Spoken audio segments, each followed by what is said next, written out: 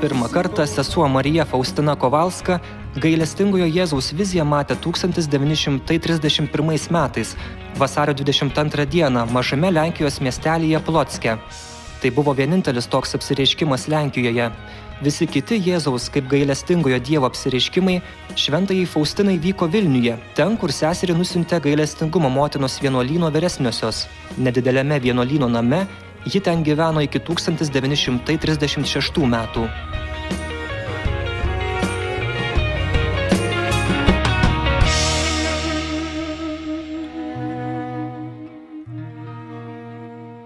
The message of divine mercy is very important for whole world and for all country. I think is most important because in Vilnius beginning the message of divine mercy, and here in this place Saint Faustina had much meetings with Jesus. Here in this place was dictated. Right here. Yes, right here, because she lived here in this corner. Here was her bed, her table, other things. And in 1935, 13 to 14 of September, Jesus here dictated for Saint Faustina the chaplet of Divine Mercy. Tad štai čia viskas ir prasidėjo. Kaip tik Vilniuje jis sutiko ir Mykolą Sopočką, savo dvasios tėvą, šventą kunigą, kuris seserį lydės vykdant misiją – skleisti pamaldumą Dievo gailestingumui visame pasaulyje. Būtent kunigas Sopočka reikalavo, kad sesuo Faustina viską užrašinėtų dienoraštyje. Saint Faustinas išpažintis. Confessions was very long.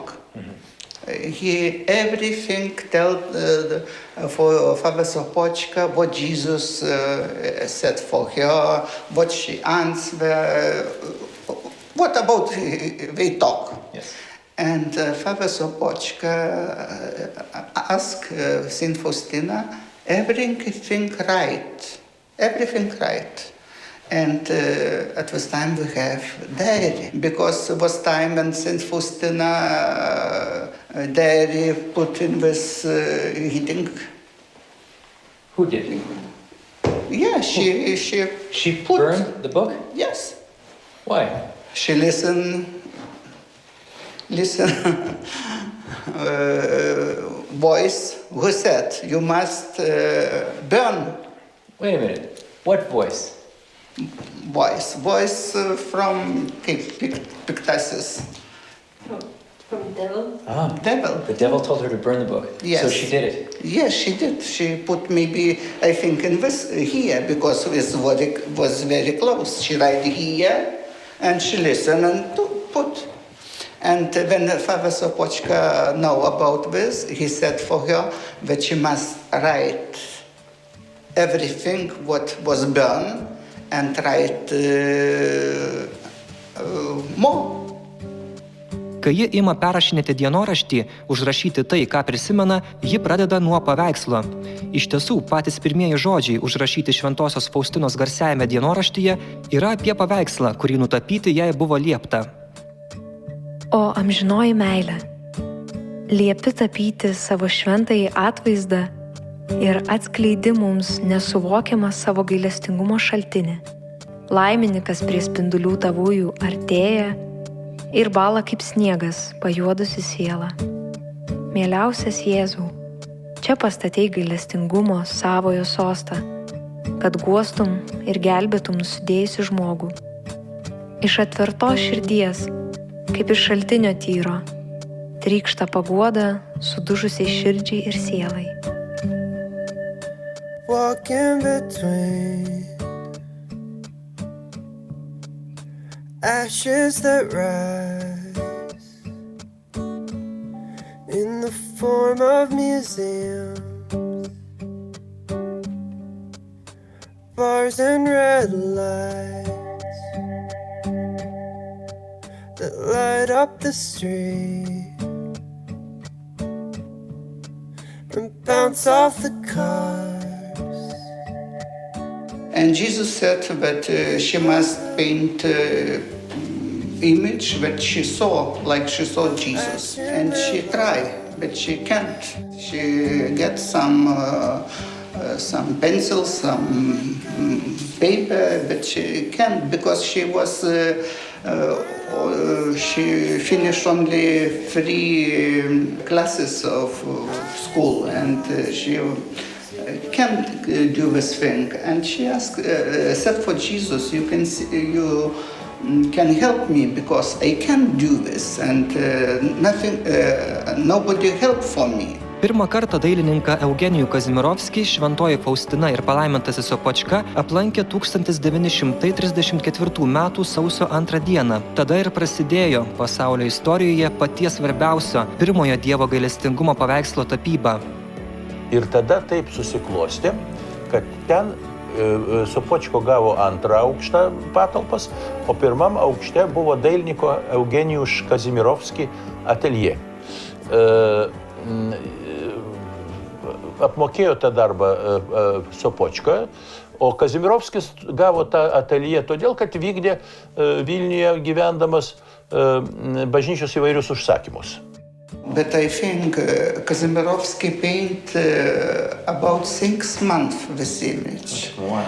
And every week, Saint Faustina from his house, from Antakalnis, twice a week goes to Rasų Street to Kazimirovskis atelier. Ar žinot, kad seselė Faustina stovėjo prie jo ir jis sakė, ne taip tapai, ne tą tapai ir blogai darai. Do you know that Sister Faustina used to stand next to him and would tell, you're not doing right, you have to change this and this and Ar that. jūs įsivaizduojate? I mean, it's amazing that this woman sat behind an artist and said, no, that's not what it is, which is very interesting because I write with my wife. And so I know that that poor painter was dealing with, I mean, this is, she's like, no, this is, she's not consumed with, well, I don't want the painter to be upset. She was on a mission from God.